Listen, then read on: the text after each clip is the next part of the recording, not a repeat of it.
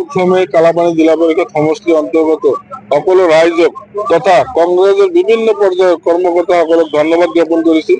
মই ভাবো এই নির্বাচনত যে আমার প্রার্থী নুরি ইয়াসমিন শেখের জয়যুক্ত হয়েছে, এটা কালাপানী জিলা পরিষদ সমষ্টির রাইজর জয়।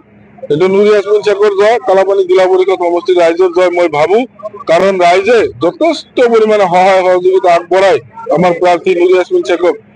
আমার রানিং বিধায়ক তথা প্রাক্তন জিলা পরিষদ চেয়ারম্যানের বিরুদ্ধে সৰু এটা ছোৱালী তাক জয়যুক্ত কৰাইছে, এইটো ৰাইজে কৰাইছে, ৰাইজৰ জয়।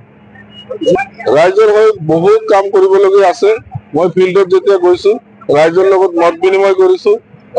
বহুত ৰাস্তা ঘাটৰ সমস্যা আছে, মই বহুত জাগাত কথাও দিছো।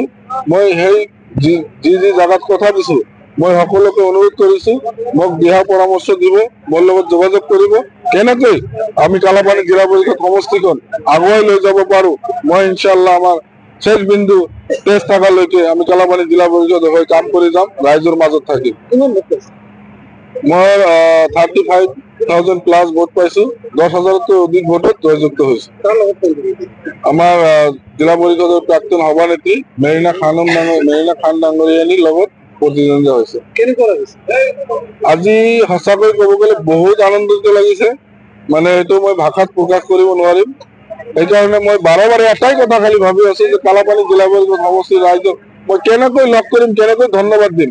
আপোনালোকৰ মাধ্যমত দিছো, মই নিজে গৈও মানে যিকেইটা জাগাত আমি যাব পাৰো আমি যাম, লগ কৰিম, ধন্যবাদ দিম সকলোকে।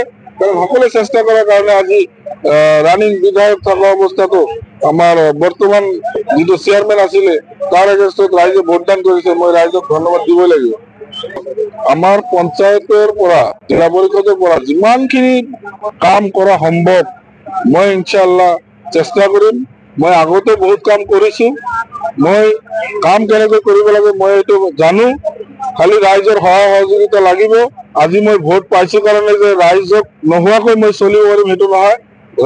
ৰাইজে মোক সহায় সহযোগিতা কৰিব, মই ৰাইজক যিমান প্ৰতিশ্ৰুতি দিছো চব কাম কৰাৰ কাৰণে চেষ্টা কৰিম ইনশাআল্লাহ।